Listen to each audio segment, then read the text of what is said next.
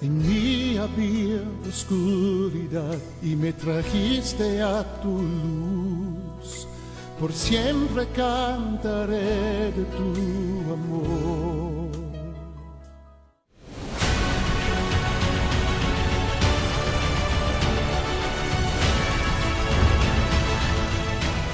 Las 7 iglesias.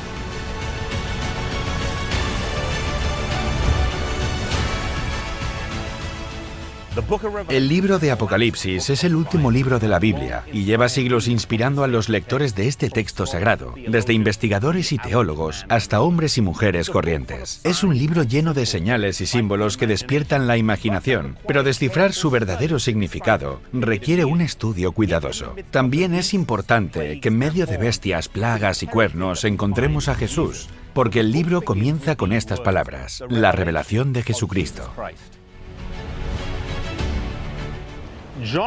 Juan escribió el libro de Apocalipsis en la rocosa isla de Patmos, ubicada a unos 80 kilómetros al sudoeste de Éfeso. Hoy sería un paseo en barco de 4 horas. Se cree que fue el último apóstol vivo, mientras que todos los demás habrían sido martirizados. La tradición recoge que fue convocado ante el emperador Domiciano y arrojado a una olla de aceite hirviendo. Salió ileso, así que como último recurso fue desterrado a la isla de Patmos. Cuando eran sus últimos días de vida, tendría en torno a unos 100 años, y llegó su oportunidad de escribir.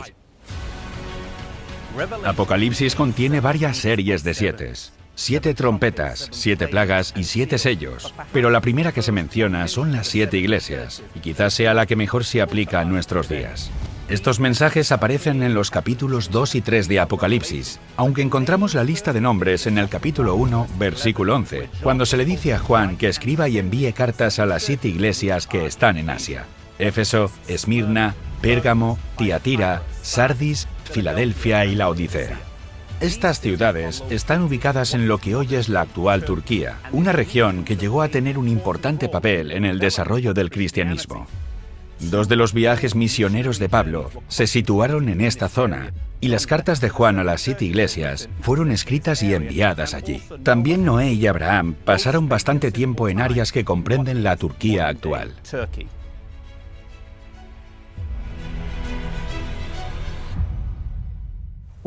Cuando consideras la situación de la iglesia cristiana en el primer siglo, uno se hace la siguiente pregunta: ¿por qué estas 7 iglesias? Había otros centros prósperos, como Mileto o Colosas. Una teoría es que estas ciudades formaban parte de una ruta de correo postal. Las ciudades están ubicadas como una herradura al revés, comenzando con Éfeso, que era en ese momento una ciudad costera. Pudo ser que en lugar de escribir 7 cartas, redactara una sola, que sería llevada a las 7 iglesias y leída en orden secuencial. Pero quizá lo más significativo es que estas 7 iglesias tenían características de la iglesia cristiana a lo largo de amplios períodos de su historia. Los mensajes a las 7 iglesias se pueden leer de 3 maneras. Primero, como cartas literales a estas iglesias literales del siglo I después de Cristo, aplicándose al tiempo en que fueron escritas, es decir, alrededor del año 95 después de Cristo. En segundo lugar, el contenido de las cartas, la introducción, la reprensión, el consejo y la promesa, se aplica a la iglesia cristiana en diferentes períodos de la historia de los últimos 2000 años. En tercer lugar, se puede aplicar a nivel personal. Es decir, que aunque estemos viviendo en el período de la Odisea, a nivel personal puedo estar pasando por una experiencia como la de Éfeso. Y el consejo, la promesa y la reprensión a esa iglesia puede aplicarse a mi vida espiritual hoy. Cada uno de los mensajes están estructurados de una manera específica. Empiezan con una introducción de Jesús, después un mensaje de ánimo, luego una reprensión, una advertencia o un consejo. 2 de las iglesias, Esmirna y Filadelfia, no reciben reprensión. Otras 2 iglesias, Sardis y Laodicea, no reciben ningún elogio. Cada una de las iglesias tiene algo que le caracteriza. Una es tibia, otra fiel, otra está muerta, es apóstata, corrupta, perseguida o no tiene amor. Cada una de estas características puede ser nuestra experiencia en diferentes momentos de nuestra vida y la solución es siempre Jesús. Te pido que cuando leas el libro de Apocalipsis, tengas los ojos fijos en Jesús, el Alfa y la Omega, el autor y consumador de nuestra fe.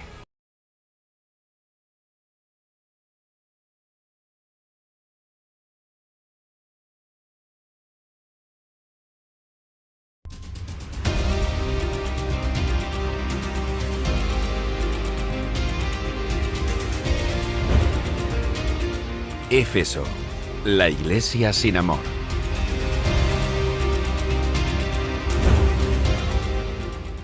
Las 7 cartas a las 7 iglesias representan un mensaje completo del Evangelio a la Iglesia Cristiana Universal. Estas cartas constituyen la base para todo el libro de Apocalipsis. No solo son un retrato histórico de la Iglesia del primer siglo, sino que presenta las diferentes etapas que atravesaría la Iglesia hasta el tiempo del fin. La primera carta está dirigida a la iglesia de Éfeso. Éfeso significa deseable. La ciudad estaba ubicada en la desembocadura del río Caistro, frente al mar Egeo. Tenía uno de los mejores puertos del mundo y fue una importante ciudad comercial de la costa de Asia Occidental. También era un puerto de acceso a la provincia para los funcionarios romanos. Hoy la ciudad se encuentra a unos 8 kilómetros tierra adentro, debido a la acumulación de depósitos de limo del río. Desde la desaparición del puerto en el siglo IV y con el paso del tiempo, la ciudad fue perdiendo importancia, aunque en el momento en que se escribió el Apocalipsis, era un centro estratégico. En sus ruinas se han encontrado monedas grabadas con las palabras «el primero de los más grandes» y también «la primera y más grande metrópoli de Asia». Esta ciudad poseía una de las 7 maravillas del mundo antiguo, el Templo de Diana, una estructura enorme y magnífica que posiblemente estuvo ubicada cerca del puerto. La ciudad también tenía otros templos dedicados a emperadores, así como la Biblioteca de Celso, la tercera biblioteca más grande del imperio, que pudo haber albergado hasta 12.000 rollos y cuya fachada aún se mantiene en pie.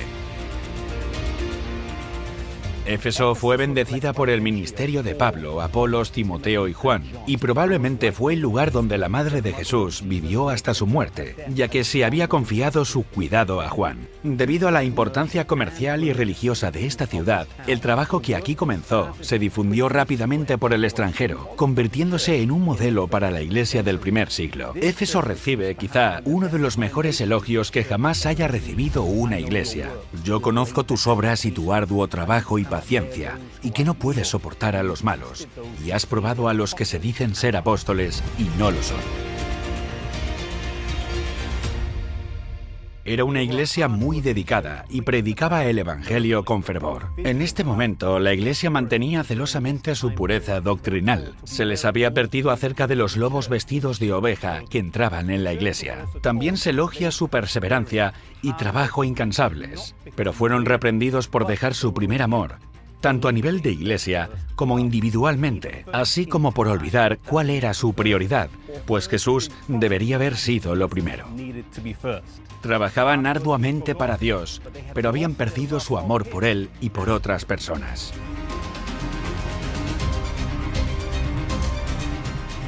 Esta descripción de una iglesia doctrinalmente sólida, que trabajaba duramente para predicar el Evangelio, encaja con las características de la iglesia apostólica del siglo I. Este periodo de tiempo abarca desde el año 31 al 100 después de Cristo, cuando muere el último de los apóstoles. Durante estos 70 años, la iglesia despegó gracias al fuego del Espíritu que se había iniciado en el Pentecostés. Este fuego ardía con fuerza y ni siquiera había disminuido 30 años después, cuando Pablo escribe su carta a los Efesios. Sin embargo, la iglesia cayó en la indiferencia y la misión de predicar el Evangelio pasó a ser una obligación y un deber, en lugar de un llamado impulsado por el amor. La única solución para el amor que se enfría es recordar la primera experiencia amorosa y no conformarse hasta conseguirla de nuevo. Jesús recuerda esta primera experiencia de amor y lamenta su pérdida, pero la culpa no es suya, es nuestra. Recordar este feliz estado de amor puede ayudar a generar el deseo de recuperarlo. Los que están pasando por una experiencia así, y la promesa para los que vencen, es que comerán del árbol de la vida. Puede que estés pasando por la experiencia de Éfeso. Quizá eres doctrinalmente sólido y ferviente a la hora de evangelizar, pero te has olvidado de por qué y para quién lo estás haciendo. Tal vez te hayas alejado de Dios y necesitas experimentar nuevamente ese primer amor. ora a Dios y arrepiéntete, para que puedas volver a apreciar ese dulce y hermoso caminar con Él.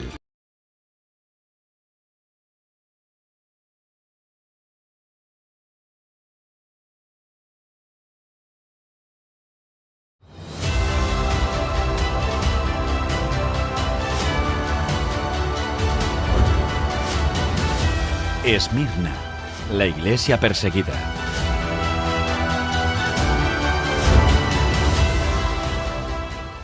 La segunda iglesia de Apocalipsis es Esmirna. Es una de las ciudades más antiguas del mundo y tiene una historia muy agitada. Se encuentra a unos 64 kilómetros al norte de Éfeso y es la única de las 7 iglesias que continúa habitada. Es una gran ciudad, la tercera más grande de Turquía. Era muy bella y rivalizaba con Éfeso por la preeminencia en la región. Frecuentemente se la llamaba el ornamento de Asia. En la actualidad sigue en pie, habiendo sobrevivido a asedios, masacres, incendios y plagas, y tiene más porcentaje de cristianos que la mayoría de ciudades turcas.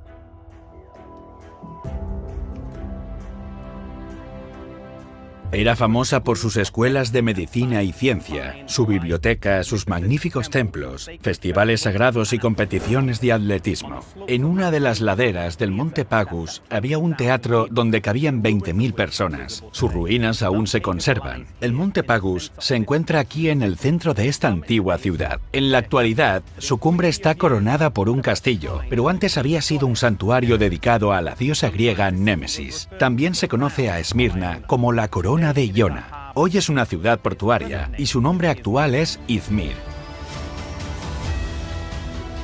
El nombre de Esmirna significa olor fragante y es sinónimo de mirra. Esta iglesia es presentada por aquel de quien se dice que es el primero y el postrero, el que estuvo muerto y vivió, puesto que estas características se ajustan a la experiencia de esta iglesia. En Apocalipsis 2:9 es elogiada por sus obras, su tribulación y pobreza, aunque entre paréntesis dice, pero tú eres rico. Aunque eran pobres en bienes terrenales a causa de las persecuciones, eran ricos en espiritualidad y carácter cristiano. En el sentido literal, Esmirna había sufrido durante siglos toda la fuerza de las persecuciones de la Roma pagana. Fue el hogar de Policarpo y el escenario de su martirio en el año 168 después de Cristo. Aquí, en el Monte Pagus, se le pidió que renunciara al cristianismo, pero él respondió: en 86 años le he servido y no me ha hecho ningún mal. ¿Cómo pues puedo blasfemar a mi rey y salvador? En 1402 tuvo lugar una masacre en la ciudad y se ensañaron especialmente con los cristianos. Esmirna fue la última de las ciudades en caer en manos de los turcos, y cuando finalmente sucumbió en el año 1424, otra vez la matanza se dirigió especialmente hacia los cristianos. También en 1922 fueron ejecutados muchos de los cristianos de Esmirna.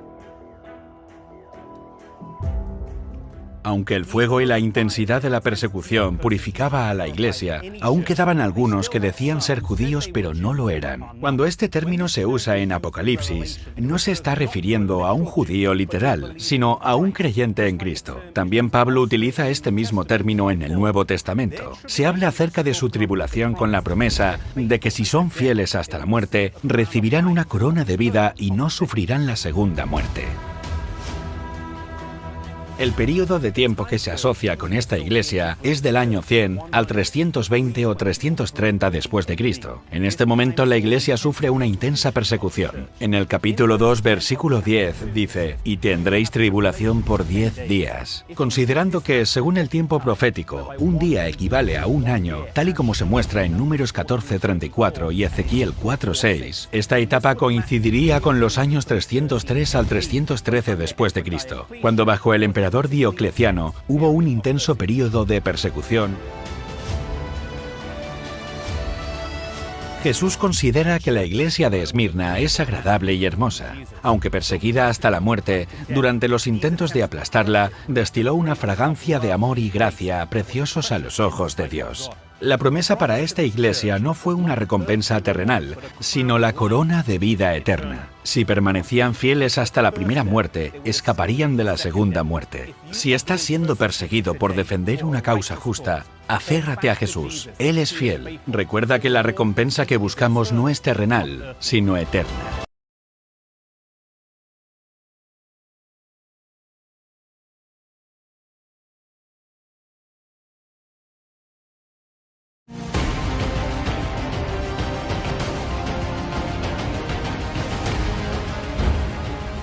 Pérgamo, la iglesia corrupta.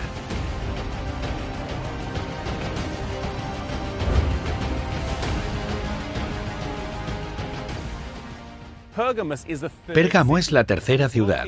Se encuentra al norte de Éfeso, a unos 24 kilómetros tierra adentro del mar Egeo. Pérgamo significa elevado, pues se asienta en una meseta de unos 300 metros de altura. Gracias a esta elevación natural, la ciudad se consideraba inexpugnable. Muchos reyes guardaron aquí sus tesoros. Lisímaco guardó aquí un tesoro que hoy correspondería a unos 10 millones de dólares. También tenía una biblioteca que rivalizaba con la de Alejandría, pues según Plutarco, contenía 200.000 volúmenes. Además, era la sede provincial del Tribunal Supremo.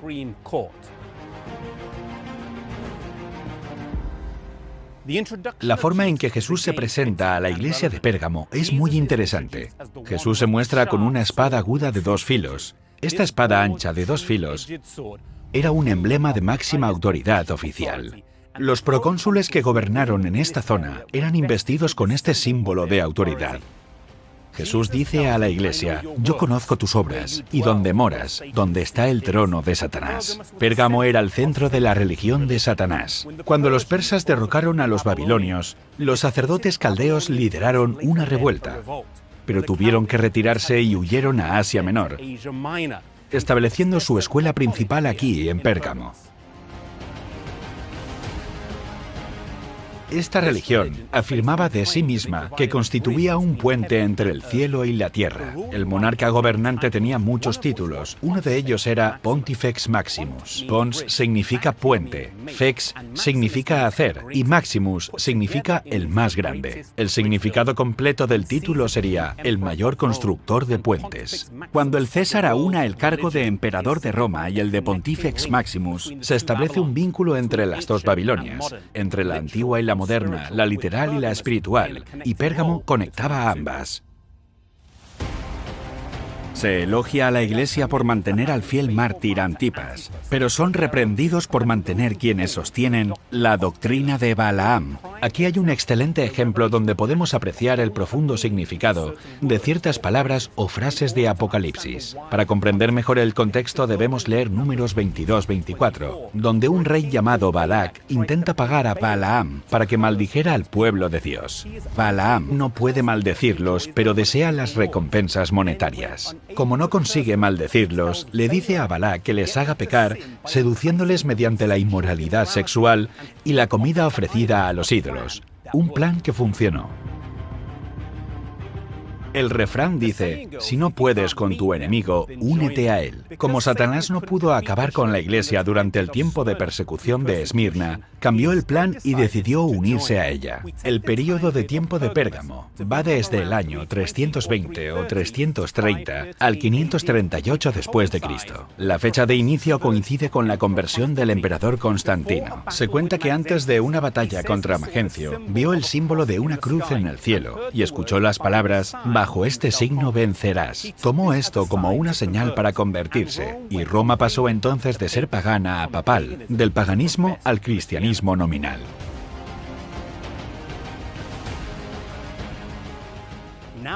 Ahora el peligro era mucho más sutil que las llamas de la persecución. Cristianos a medias, lobos con piel de oveja, personas que decían ser cristianas pero mantenían sus prácticas paganas bajo un nuevo nombre o asociado a un significado nuevo.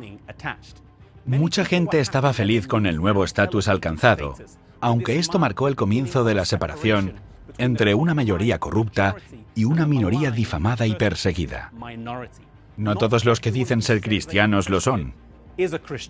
Hoy, para ser cristianos puros, necesitamos la promesa hecha a Pérgamo, el maná escondido de la palabra de Dios. Sé fiel a Dios y aférrate a su palabra y sus principios. No te dejes influenciar por la popularidad y el favor de los hombres.